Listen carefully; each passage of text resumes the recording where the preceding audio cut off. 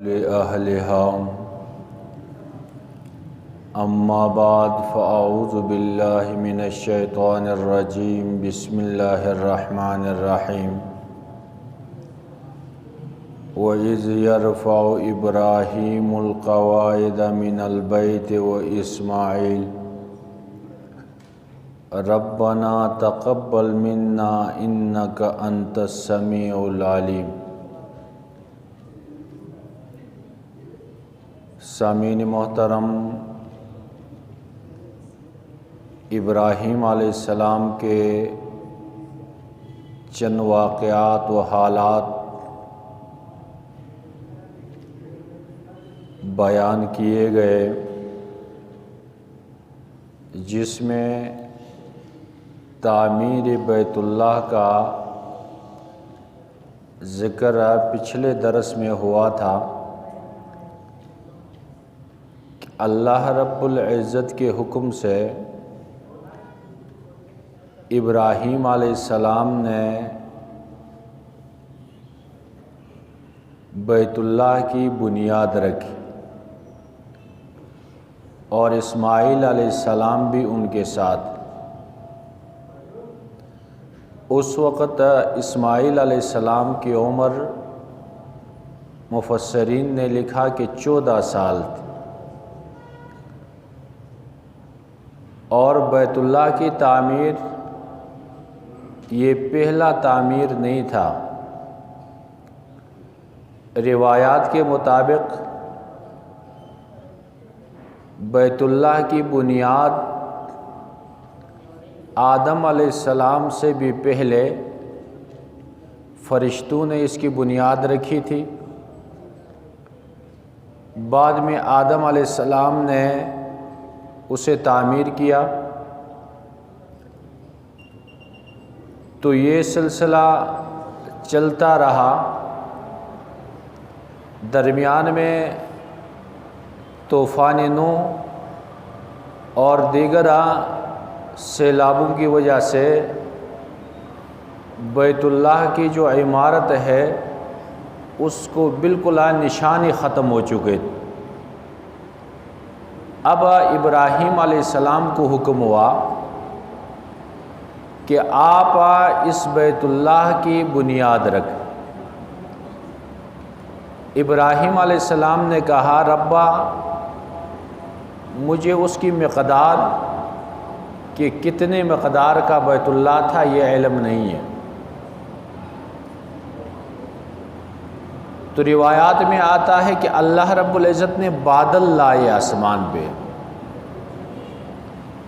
اور ان بادلوں کا سایہ بیت اللہ کے نقشے پہ لگا، اور حکم ہوا کہ یہ جو سایہ ہے یہ بیت اللہ کا نقشہ ہے، آپ یہاں پہ تعمیر کریں۔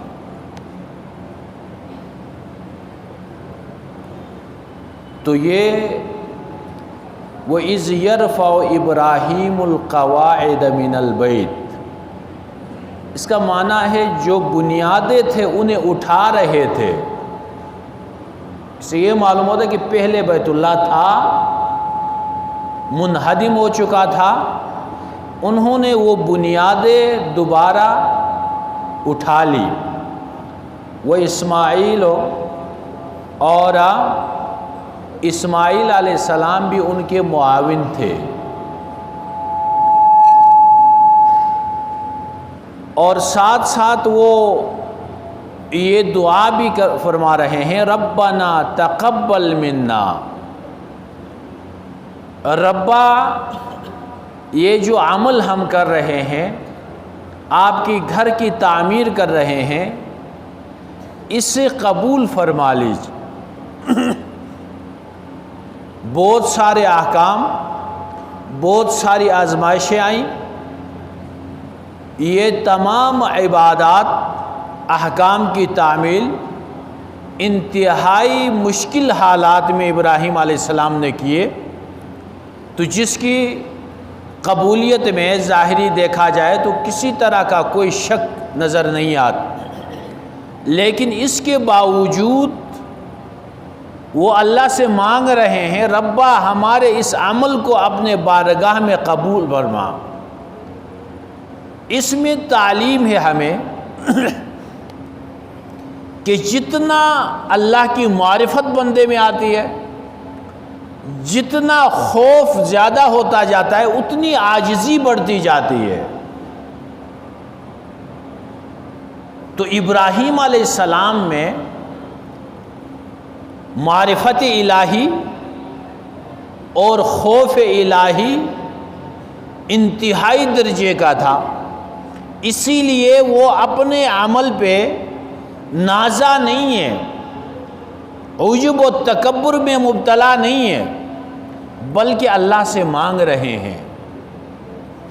تو اس میں یہ تعلیم دی گئی قیامت تک آنے والے مسلمانوں کے لیے کہ آپ جب بھی کوئی نیک کام کریں، اللہ رب العزت کے حکم کی تعمیل کریں، تو ساتھ ساتھ قبولیت کی دعا بھی کرنی چاہیے کہ ربا ہم نے یہ عمل کیا، آپ اس عمل کو اپنے بارگاہ میں قبول و منظور فرما۔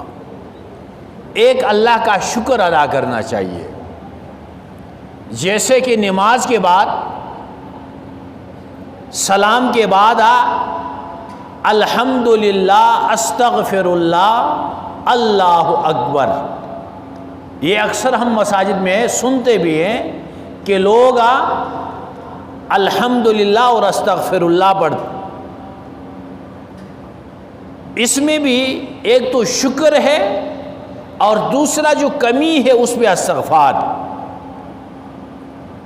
ویسے استغفار کے بارے میں ہم یہ سوچتے ہیں کہ کوئی گناہ ہو تو استغفار پڑھا جائے، حالانکہ نیک عمل کے بعد بھی استغفار۔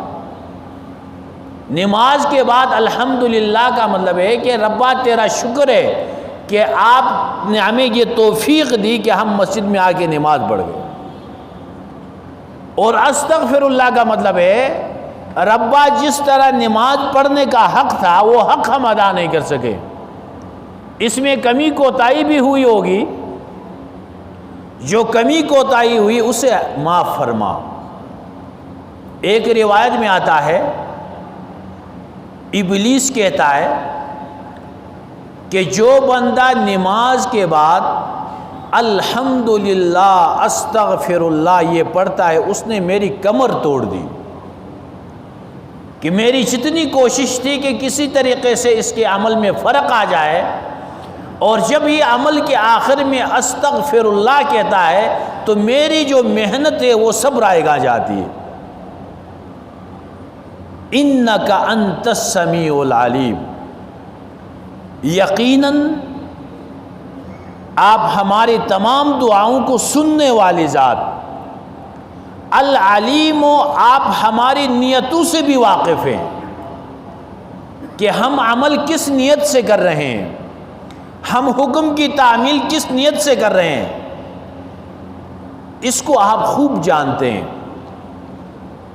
ربنا واجعلنا مسلمین لک،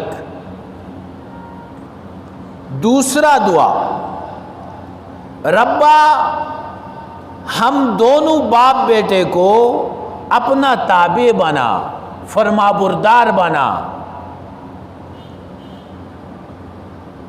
انسان جو عمل کرتا ہے وہ اللہ کے توفیق کے بغیر نہیں کر سکتا ہے۔ بندہ اپنے عزم کے ساتھ، اپنے جزم کے ساتھ اس عمل کو پائے تکمیل تک نہیں پہنچا سکتا ہے، عزم کے ساتھ ساتھ اللہ کی توفیق مانگنی چاہیے کہ ربا میں نے یہ عزم کیا ہے، فرما بردار بننے کا عزم کیا ہے، یہ عمل کرنے کا عزم کیا ہے، لیکن نفس و شیطان رکاوٹ بن رہے ہیں، آپ ہمیں توفیق دے کہ ہم اس عمل کو پورا کر سکیں۔ ایک عمل کی توفیق، اور دوسرا یہ ہے کہ اپنے ایمان کے لیے دعا ہر وقت مانگنی چاہیے۔ مسلمین لک، مرنے دم تک اللہ رب العزت ہمیں ایمان پہ اور اسلام پہ قائم و دائم رکھ، کیونکہ کوئی پتہ نہیں چلتا، بہت سارے ایماندار لوگ بے ایمان ہو کے مر گئے، اور بہت سارے ایماندار لوگ بے ایمان ہوئے اور بہت سارے بے ایمان ایماندار ہو کے مرے۔ اعمال کا دار و مدار یہ خواتم پہ، انجام پہ ہے۔ ہر بندے کو اپنے انجام کی کوئی خبر نہیں ہے، اس لیے اللہ رب العزت سے مرنے دم تک ایمان اور اسلام پہ قائم رہنے کی دعا مانگنی چاہیے۔ وَأَرِنَا وَمِن ذُرِّيَّتِنَا أُمَّةً مُسْلِمَةً لَكَ، اور میری اولاد میں سے بھی ایک جماعت ہو جو آپ کی فرما بردار ہو۔ یہ ہے اصل اولاد کی محبت۔ جو نیک و صالح لوگ ہوتے ہیں، جب قربانی کا وقت ہوتا ہے اپنی جان مال اولاد کی وہ پرواہ نہیں کرتے ہیں، اولاد کو اللہ کے نام پہ قربان کرنے کے لیے تیار ہوتے ہیں۔ اس کا یہ مطلب نہیں کہ ان کے اندر محبت نہیں ہوتی، اولاد کے ساتھ محبت ہے، اس لیے وہ اپنی دعا میں آنے والی نسل اور اپنی اولاد کے لیے بھی دعا کر رہے ہیں۔ اور دعا میں بھی جو ہمیشہ کے لیے مفید ہو، آخرت کا فائدہ ہو، اس کا دعا ہے کہ میری اولاد میں ایک جماعت آپ کی فرما بردار ہو۔ اور دنیا دار لوگوں کی محبت اولاد کی ظاہری صحت اور اس کے دنیا کی آرائش پہ ہوتی ہے، اور جس میں جتنا زیادہ تقویٰ ہو اس کو فکر آخرت لگی ہوتی، وہ اپنی اولاد کی اور اپنی آخرت کی فکر میں ہوتا ہے۔ تو ابراہیم علیہ السلام کی یہ دعا قبول ہوئی۔ ابراہیم علیہ السلام سے لے کر سرور کائنات صلی اللہ علیہ وسلم تک ان کی نسل میں ایسی جماعت رہی ہے جو کفر اور شرک سے بیزار تھی۔ دور جاہلیت میں پورا عرب کفر اور شرک کی لپیٹ میں تھا۔ اس وقت بھی بعض افراد تھے جو کفر اور شرک سے بیزار تھے۔ زید بن نوفل یہ اپنے آپ صلی اللہ علیہ وسلم کی بعثت سے پہلے سے وہ اس سے متنفر تھے، کبھی کسی بت کے سامنے جا کے اپنی حاجت پیش نہیں کی، اور کہتے بھی تھے کہ یہ پتھر کچھ نہیں کر سکتے ہیں۔ ابو بکر صدیق رضی اللہ تعالیٰ عنہ، انہوں نے دور جاہلیت میں بھی کبھی کسی بت کے سامنے جا کے اپنی حاجت پیش نہیں کی، کبھی انہوں نے شراب نہیں پیا، زنا کے قریب وہ نہیں گئے۔ تو اسلام سے پہلے سے یہ سلسلہ چلا آ رہا تھا۔ یہ ابراہیم علیہ السلام کی اس دعا کا اثر۔ تو فرمایا کہ میری اولاد میں سے ایک جماعت ہو جو آپ کی تابع ہو، وہ ارنا مناسکنا، ہمیں عبادت کا طریقہ بتا دے۔ مناسک اصل میں کہتے ہیں حج کے جو ارکان ہیں، افعال ہیں، اسے مناسک کہتے ہیں۔ تو اللہ رب العزت نے ابراہیم علیہ السلام کو جو حج کے افعال تھے وہ سکھا دیے۔ مینا میں، مزدلفہ میں، عرفات میں کیا کرنا ہے، یہ سب اللہ رب العزت نے انہیں سکھا دیے۔ ارنا رویت سے ہے، اس کا معنی دکھانے کی بھی ہوتا ہے اور اس کا معنی سمجھانے کی بھی ہوتا ہے، اور یہاں دونوں معنی درست۔ اللہ نے دکھا دیے ان کو، اللہ نے سمجھا دیے ان کو۔ وہ تب علینا، اور اگر ہم سے کوئی کمی کوتاہی ہو تو آپ ہمیں معاف فرما دیجیے۔ اگر اعمال میں کوئی کمی ہو وہ معاف فرما۔ انک انت التواب الرحیم، یقیناً آپ بار بار توبہ قبول کرنے والی ذات۔ رحیم رحم والے ذات، جو بھی بندہ صدق دل سے اپنے سابقہ زندگی پہ ندامت کرتے ہوئے اپنے گناہوں کی توبہ کرتا ہے، اللہ رب العزت معاف کر دیتے ہیں۔ تواب کا معنی ہے بار بار توبہ قبول کرنے والا، اور رحیم مہربان ذات۔ تو یہ ابراہیم علیہ السلام کی دعا، اور آگے بھی اسی دعا کا سلسلہ، آگے آپ صلی اللہ علیہ وسلم کے بارے میں دعا کی، آگے اگلی آیت میں اس کا ذکر انشاءاللہ آئندہ درس میں کیا جائے گا۔ آج ہمارے انتہائی محترم یادگار سلف حضرت مولانا یاسین صاحبہ انتقال کر گئے ہیں، تو آج ہم نے جو درس دیا اس قرآن اور اس کی تفسیر کو ہم ایصال ثواب کرتے ہیں۔ اللہ رب العزت ان کی روح تک پہنچائے اور ان کی مغفرت فرمائے، ان کی درجات بلند فرمائے۔